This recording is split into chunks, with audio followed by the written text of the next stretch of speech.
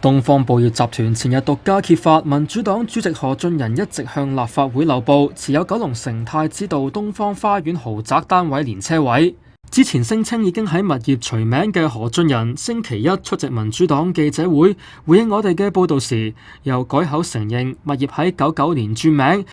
話自己係代何家管組屋，唔能夠話完全冇權益，承認嚴格嚟講自己係漏報。但係佢就未有就一再漏報利益、隱瞞公眾、公開道歉認錯，反而就賴話佢代管嘅事務太多，唔得閒記住。至於曾經有委託何俊仁打官司嘅市民投訴向律師樓索取案件資料嘅時候，拖足2年仍然未能夠提供，律師會更加因而發信遺憾何俊仁。何俊仁就表現得毫無悔意，反指投訴人曾經多次向律師樓索取文件，加上部分文件已經存咗倉，所以就搞耐咗。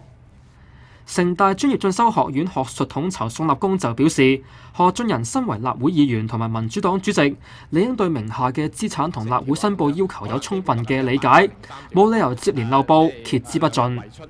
ONTV 東方電視新聞台報道。